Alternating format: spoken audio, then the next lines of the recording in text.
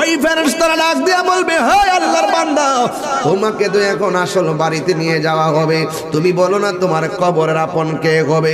এবার ফেরেশতাদের কথা মোতাবেক ওই বেঈমান হলে সে বলবে, যারা আমার গোসল করাইতেছে তারাই আমার আপন হবে। চারজন যখন কান্দের মধ্যে লইব, এবার ফেরেশতা জিগাইব তোমার আপন কে হবে? সে বলবে, যারা আমার কান্দে লইছে তারা কবরে আপন হবে। আবার যখন তাদেরকে জানাজার ময়দানে নেওয়া হবে, ওই ময়দানে বলবে তোমার কবরের ভিতরে আপন কে হবে? সে বলবে, যারা আমার জানাজার নামাজ পড়াইতেছে তারাই আমার আপন হবে। আবার যখন জন্মের মতো কবরের মধ্যে নামাইয়া দিব গো, জিজ্ঞাসা করবি কে তোমার কবরে আপন হবে? সে বলবে, আমার কবরে যেই দুইজন নামছে এরাই হবে আমার কবরের আপন। এবার দুইজন যখন ওইটা যাইব, বাঁশগুলা যখন বিছায়া দিব, উপর দিকটা যখন সাটাইটা দিব, মিনহা খলাকনাকুম ওয়াফিহা নুঈদুকুম বলে মাটি দিবে, ওয়া মিনহা নুখরিজুকুম বলে মাটি দিবে। এইভাবে মাটি দিয়া যখন কবর অন্ধকার কইরা ফেলাইব, ডানে মাটি বামে মাটি, উপরে মাটি নিচে মাটি, পায়ের তলায় মাটি মাথার উপরে মাটি। এরপরে ফেরেশতারা জিগাইব, এখন তোমার কবরে আপন কে?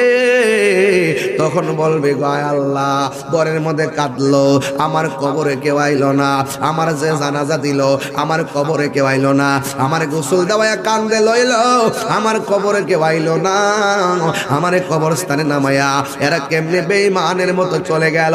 হাইরে নিষ্ঠুর পৃথিবী, এত নিষ্ঠুর যদি হবে পৃথিবী, তাইলে দুনিয়ার জন্য আমি মস্তাম না রে।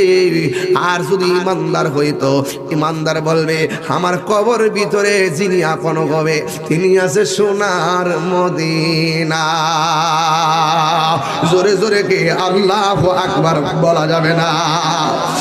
ওই ইমানদাররা কবরের মধ্যে যাইবে, কবরের মধ্যে যাওয়ার পরে ফেরেশতা নামে দুইটা, আমি বলি তিনটা ফেরেশতার প্রথম ফেরেশতা আইসা ভিতরে রুহটা দিয়া যাইব এমনি। এবার এইভাবে যখন ঘুরে ঘুরে দেখবে আমি কই আইছি রে, ও আসল জায়গা দিতে আইছি। দেখেন বেঈমানরা কবরে গেলে অন্ধকার দেখে পাগল হয়ে যাবে, আর ইমানদাররা বলবে আমি জায়গা মতো আসছি, এখানে আমার মধুর মিলন হবে। এই ইমানদাররা কবরে যাওয়ার পর দুইজন ফেরেশতা কবরে নামবে, সালাম দিয়া উইঠা তার এমন করে বসাইব, বসাইয়া বলবে মার রব্বুকা, তোমার রব কে? সে বলবে রব্বি আল্লাহ। এরপরে বলবে ওয়া মা দীনুকা, তোমার ধর্ম